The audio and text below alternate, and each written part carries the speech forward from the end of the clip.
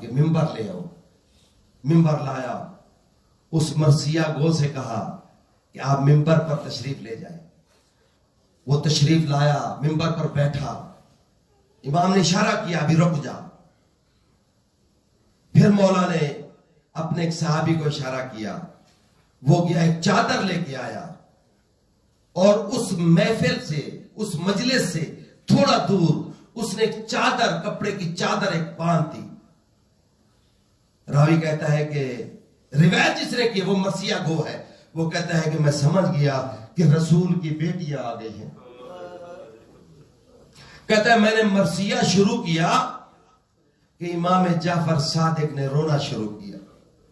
جیسے جیسے میں مرثیہ پڑھتا رہا امام جعفر صادق کے آنسو بہتے رہے.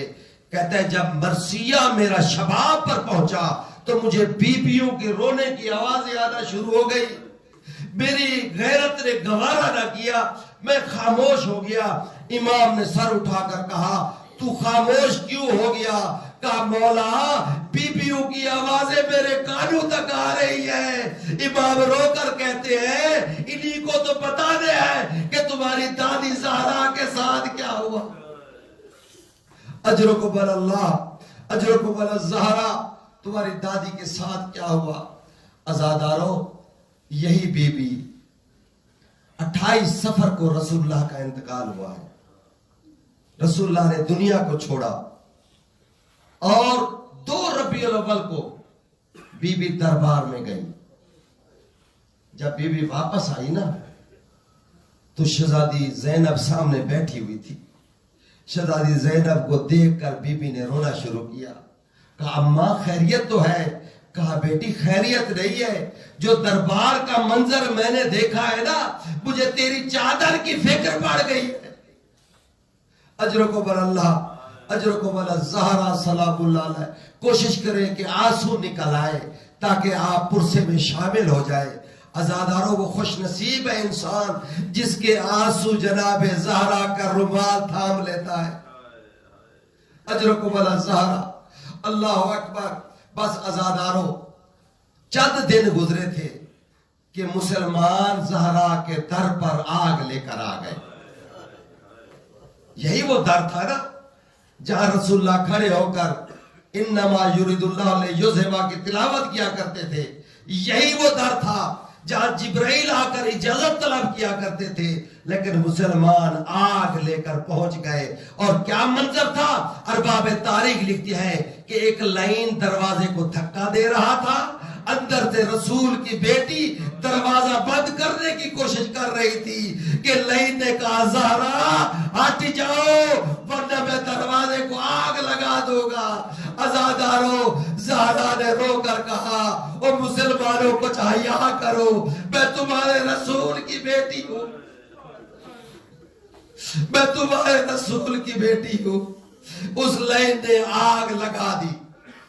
عزاداروں دروازہ جل رہا تھا لیکن وہ فقط لکڑی کا دروازہ نہیں تھا, اس میں لوہے کی میخیں بھی تھی کہ اس لائن نے دروازے کو زور سے دھکا دیا. اب یہ منظر تھا کہ نیچے رسول کی بیٹی, اوپر دروازہ, اوپر مسلمان گزر رہے تھے. پھر سنو, نیچے دروازہ, میخیں رسول کی بیٹی کے پہلو میں, اوپر سے مسلمان گزر رہے تھے کہ زہرا نے آواز دی فضا میرا بوسر شہید ہو گیا. فضا عین علی, علی کہاں ہے؟ اجرکم اللہ, اجرکم اللہ. جناب فضا آئی, سہارا دیا, رسول کی بیٹی کو اٹھایا. کہا علی کہاں ہے؟ کہا بی بی علی کو گرفتار کر کے لے گئے ہیں. عزادارہ سنو گے, بی بی بس چادر پہنی بہر آئی. علی کی کمر میں ایک زار بند تھا, کمر بند باندھا ہوا تھا. علی کی بیٹی, رسول کی بیٹی جب آئی نا, علی کی کمر میں ہاتھ ڈالا, اپنی طرف کھینچا اور سپاہی اپنی طرف کھینچ رہے تھے. زہرا اپنی طرف کھینچ رہی تھی کہ ایک لائن نے کہا زہرا کا ہاتھ کمر بند سے چھڑواؤ. یہ کہنا تھا کہ ایک لائن نے تلوار کی نیام نکالی, زہرا کے بازو شروع کر دی. بس عزادارو ایک ایسا لمحہ بھی تھا کہ ہر لمحے جناب زہرا روتی تھی. واہ محمدہ سبحت الیہ مصائبو سبحت الیہ. بابا تیرے بعد بڑی مصیبتیں آئی. بابا تیری بیٹی رل گئی ہے. عزادارو ایک لمحہ تھا کہ بی بی مسلح پر تھی کہ بی بی کو پیغام ملا کہ بی بی کچھ لوگ آئے ہیں معافی مانگ دے. جناب زہرا نے پشت کر لی. اس سے پہلے کہ وہ سوال کرے جناب زہرا نے کہا کیا تم نے نہیں سنا تھا میرے بابا سے کہ میرے بابا نے کہا تھا کہ جو میری زہرا کو ناراض کرے گا اس نے مجھے ناراض کیا. کہا سنا تھا رسول کی بیٹی سنا تھا. کہا پھر کیوں ناراض کیا تھا مجھے. کہا پھر کیوں ناراض کیا مجھے. پھر ایک ہاتھ بلند کیا.